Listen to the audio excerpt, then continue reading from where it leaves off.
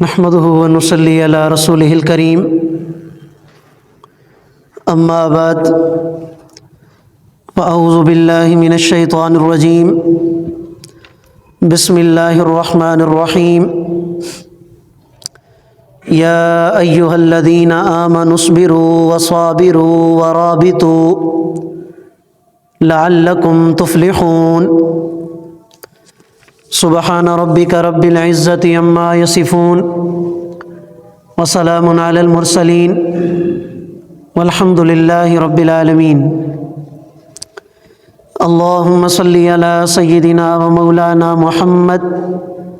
وعلى آل سيدنا ومولانا محمد وبارك وسلم۔ میرے انتہائی واجب الاحترام مسلمان بھائیوں، دوستوں، بزرگوں، رمضان المبارک کا بابرکت مہینہ جاری و ساری ہے اور بڑی تیزی کے ساتھ اس کے شب و روز گزرتے چلے جا رہے ہیں اور کچھ ہی دنوں بعد یہ مہینہ ہم سے رخصت بھی ہو جائے گا، جیسا کہ اللہ تعالیٰ نے قرآن کریم میں ارشاد فرما دیا ایاما معدودات، کہ یہ رمضان کا مہینہ چند گنے چنے دنوں کا نام ہے۔ رمضان المبارک کے اس عظیم مہینہ کے اندر اللہ تعالیٰ نے چند گنے چنے دن رکھے ہیں، لیکن ان کو اللہ تعالیٰ نے جو فضیلت اور جو عظمت عطا فرمائی ہے، اس فضیلت اور عظمت کا تصور ہم کر بھی نہیں سکتے کہ رمضان کے اس مہینے میں اس کے ایک ایک لمحہ کو اللہ کریم نے بڑا قیمتی بنایا ہے۔ رب العالمین کی بارگاہ میں دعا گو ہوں کہ اللہ تعالی ہم سب کو اس عظیم مہینے کی فضیلتوں سے نفع اٹھانے کی توفیق عطا فرما دے۔ نبی کریم صلی اللہ علیہ وسلم نے رمضان المبارک کے مہینے سے ایک دن پہلے صحابہ کرام رضوان اللہ تعالی علیہ مجمعین کو جمع فرمایا اور ایک خطبہ ارشاد فرمایا، اور اس خطبہ کے اندر رمضان کے فضائل، روزہ داروں کی فضیلت، رمضان کے تینوں عشروں کی فضیلت بڑی تفصیل کے ساتھ نبی علیہ الصلوۃ والسلام نے بیان فرمائی۔ اس مبارک خطبہ میں آپ علیہ الصلوۃ والسلام نے ایک جملہ ارشاد فرمایا، اور اسی جملہ پر آج انشاءاللہ میں آپ کے سامنے چند گزارشات عرض کروں گا، اور وہ جملہ یہ تھا کہ نبی کریم صلی اللہ علیہ وسلم نے ارشاد فرمایا ہوا شہر الصبر و شہر المساوات، کہ یہ جو رمضان کا مہینہ ہے یہ صبر کا مہینہ ہے اور آپس میں ایک دوسرے کے ساتھ ہمدردی کا اظہار کرنے کا مہینہ ہے۔ اب یہ جو جملہ نبی علیہ الصلوۃ والسلام نے ارشاد فرمایا کہ یہ رمضان کا مہینہ صبر کا مہینہ ہے، گویا اس مہینے کے اندر اللہ رب العالمین کی طرف سے تمام اہل ایمان کو صبر کرنے کی ٹریننگ دی جاتی ہے، صبر کرنے کی تربیت دی جاتی ہے۔ آج ہمارے ہاں صبر کا جو مفہوم مشہور ہے وہ تو یہ کہ اگر انسان کو اللہ تعالیٰ کی طرف سے کوئی آزمائش، کوئی تکلیف پہنچے اور وہ اس تکلیف پر جزا فضا نہ کرے، اللہ کی تقدیر پر راضی ہو جائے، اللہ کی تقدیر پر کوئی اعتراض نہ کرے، صرف اسے صبر سمجھا جاتا ہے۔ حالانکہ ایسی بات نہیں، شریعت مطہرہ کے اندر صبر کا جو مفہوم ہے وہ بڑا وسیع ہے، اور یہ صبر کی صرف ایک قسم ہے، اس کے علاوہ بھی نبی کریم صلی اللہ علیہ وسلم نے صبر کی 2 اور قسمیں بھی بیان فرمائی ہیں، اور قرآن و سنت کے اندر صبر کرنے والوں کے جو فضائل اللہ تعالیٰ نے بیان فرمائے، اگر انسان ان فضائل کو سن لے، پڑھ لے، تو اس سے انسان کے دل و دماغ میں صبر کرنے کی جذبہ اور داعیہ پیدا ہو جاتا ہے۔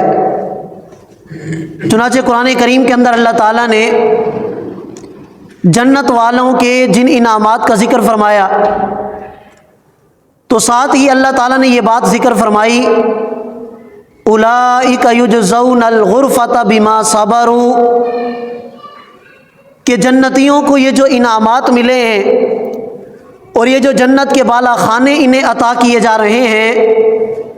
فرمایا کہ یہ جنت کے بالا خانے انہیں اس لیے عطا کیے گئے کہ انہوں نے دنیا کی زندگی میں صبر اختیار کیا تھا۔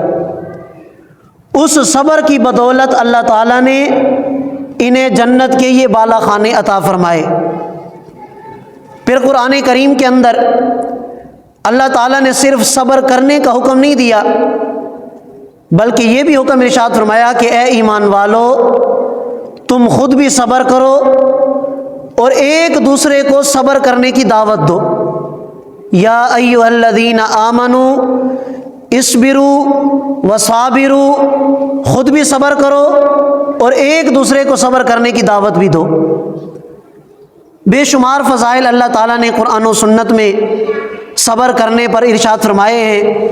اللہ تعالیٰ کی بارگاہ میں دعا گو ہوں کہ اللہ تعالیٰ ہم سب کو یہ صفت عطا فرما دے۔ تو صبر کرنے کی ایک قسم تو یہ ہے کہ اللہ تعالیٰ کی طرف سے جب کوئی تکلیف آ جائے، آزمائش آ جائے، تو اس پر جزا فضا نہ ہو، بلکہ اللہ کی تقدیر پر راضی ہو کر اس پر صبر کیا جائے۔ صبر کی ایک دوسری قسم ہے اور اس کا نام ہے الصبر علی الطاعہ، کہ اطاعت پر، اللہ کی عبادت پر صبر کرنا۔ آدمی گھر میں سویا پڑا ہے اور مسجد سے اذان کی آواز آتی ہے جس میں مؤذن کہتا ہے الصلاۃ خیر من النوم، کہ تمہارے اس وقت سونے سے نماز بہتر ہے۔ اب اس کا دل تو یہ چاہتا ہے کہ میں بستر میں پڑا رہوں، اور اٹھ کر وضو کرنے کو دل نہیں چاہتا، اور مسجد میں آنے کو دل نہیں چاہتا، لیکن یہ پھر بھی ہمت کر کے اللہ کے اس حکم پر عمل کرتا ہے اور باوضو ہو کر مسجد میں آ کر نماز ادا کرتا ہے، تو یہ صبر علی الطاعت ہے،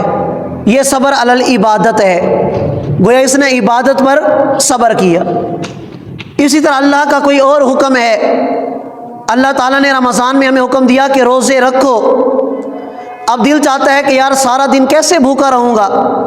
بھوک کو کیسے برداشت کروں گا، پیاس کو کیسے برداشت کروں گا، لیکن اللہ کے حکم کو مانتے ہوئے ہمت کر کے یہ روزہ رکھ لیتا ہے، تو یہ صبر علی الطاعت ہے، اللہ کی عبادت میں اور اللہ کی اطاعت میں صبر کرنا ہے۔ اور تیسری قسم صبر کی فرمایا کہ الصبر عن المعصیہ، گناہوں سے صبر کرنا، معصیت سے صبر کرنا، کہ دل تو چاہتا ہے کہ میں آنکھ کے ذریعے کوئی گناہ کر لوں، کان کے ذریعے کوئی گناہ کر لوں، زبان کے ذریعے کوئی گناہ کر لوں، لیکن اللہ کا حکم ہے، اللہ کے نبی کی سنت ہے، اللہ کے نبی نے ارشاد فرمایا کہ کان کا بھی زنا ہوتا ہے، آنکھ کا بھی زنا ہوتا ہے، زبان کا بھی زنا ہوتا ہے۔ اگر نبی علیہ الصلوۃ والسلام کے ان مبارک ارشادات کو دیکھتے ہوئے وہ اپنی زبان کو گالم گلوچ سے روک لیتا ہے، کسی کی غیبت سے روک لیتا ہے، بہتان تراشی سے روک لیتا ہے، اپنے کان کو غلط سننے سے روک لیتا ہے، اپنی آنکھ کو غلط دیکھنے سے روک لیتا ہے، تو اسے کہا جائے گا اس نے صبر عن المعصیہ کیا ہے، گناہ سے اس نے صبر کیا۔ اور قرآن کریم کے اندر یا آپ علیہ الصلوۃ والسلام کے مبارک ارشادات کے اندر اللہ تعالیٰ نے صبر کرنے والوں کے لیے جتنے بھی فضائل بیان فرمائے ہیں، وہ فضائل ان تینوں قسموں پر عمل کرنے والوں کے لیے ہیں۔ انما یوفی الصابرون اجرہم بغیر حساب، اللہ فرماتے ہیں کہ جو صبر کرنے والے ہیں کل کو قیامت کے دن اللہ تعالیٰ کی طرف سے انہیں بے حساب اور بے شمار اجر عطا کیا جائے گا۔ تو صبر سے کیا مراد ہے؟ صبر کی یہ تینوں قسمیں مراد ہیں۔ تو یہ جو رمضان المبارک کا عظیم مہینہ اللہ نے ہمیں عطا فرمایا ہے، تو ہم سب اہل ایمان نے اس مبارک مہینے کے اندر اور اس مبارک مہینے کے ہر لمحے کے اندر صبر کی ان تینوں قسموں پر عمل کرنا ہے۔ ہم نے اس مہینے کے اندر صبر کی یہ تینوں اقسام ہیں، ہم نے ان تینوں پر عمل کرنا ہے انشاءاللہ۔ اور یہ اللہ کا فضل ہے کہ صبر کی تینوں قسموں کا موقع اللہ تعالیٰ ہمیں رمضان کے مہینے میں عطا فرما دیتے ہیں۔ جب آدمی سحری کے وقت میں روزہ رکھنے کے لیے اٹھتا ہے تو علماء نے لکھا ہے کہ یہ صبر علی الطاعت ہے۔ حالانکہ دل نہیں چاہتا، آدمی کا دل تو یہ چاہتا ہے کہ یار کون 3 بجے اٹھے سحری کے لیے اور کون 4 بجے اٹھے سحری کے لیے۔ اکثر ہمارے مسلمان بھائی ایسے بھی ہیں جو سحری کے لیے بالکل نہیں اٹھتے، روزہ رکھتے ہیں، اگر وہ اٹھتے بھی ہیں تو تھوڑی دیر کے لیے اٹھے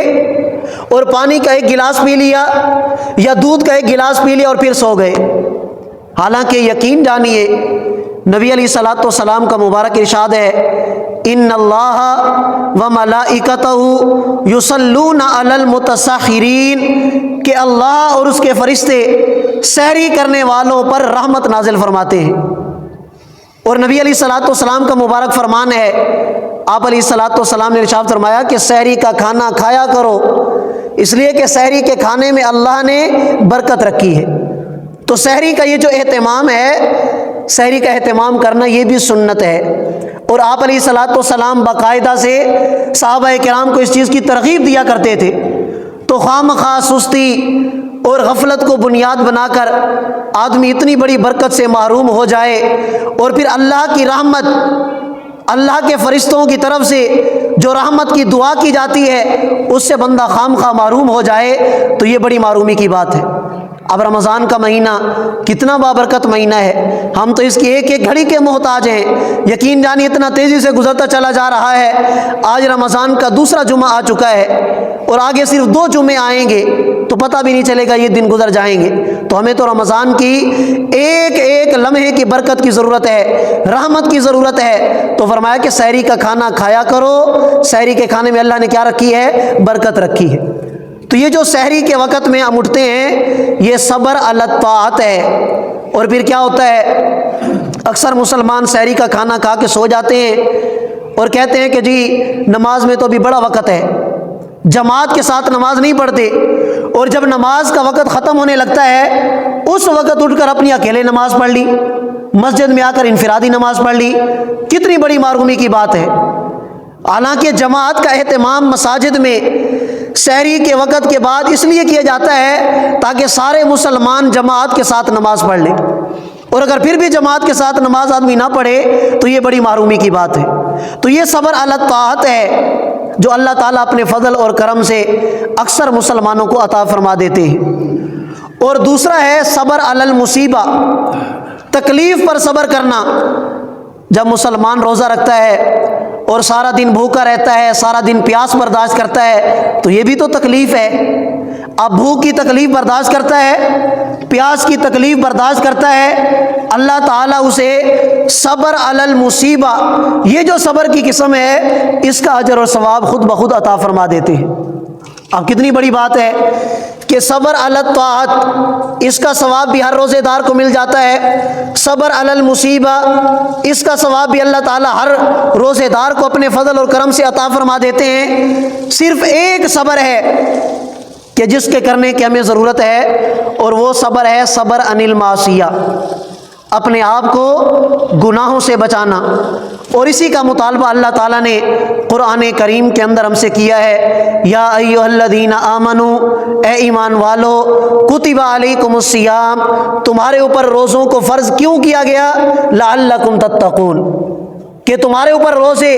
ہم نے اس لیے فرض کیے ہیں تاکہ تم متقی اور پرہیزگار بن جاؤ، تاکہ تمہارے اندر تقوی اور پرہیزگاری آ جائے۔ تو ہمیں صرف ایک صبر کرنے کی ضرورت ہے۔ اگر رمضان کے مہینے میں صبر کی وہ قسم ہم اختیار کر لیتے ہیں تو صبر کی تینوں قسموں پر عمل ہو جائے گا، اور اللہ تعالیٰ نے قرآن و سنت کے اندر صبر کرنے والوں کی جو فضیلت بیان فرمائی ہے اس فضیلت کے ہم خود بخود مستحق بن جائیں گے۔ اور اللہ معاف کرے، صبر کی یہ قسم یعنی صبر عن المعصیہ، گناہوں سے اپنے آپ کو بچانا، یہ سب سے مشکل ترین قسم ہے، سب سے مشکل ترین قسم ہے۔ اس لیے کہ روزے کی حالت میں جب آدمی روزے کے ساتھ ہوتا ہے، ادھر بھوک کی شدت ہوتی ہے، پیاس کی شدت ہوتی ہے، تو آدمی کا دل چاہتا ہے کہ یار ٹائم ہی نہیں گزر رہا، کسی نہ کسی طرح سے ہمارا وقت گزر جائے، تو پھر وہ کوشش کرتا ہے کہ کبھی دوستوں کی محفل میں چلا گیا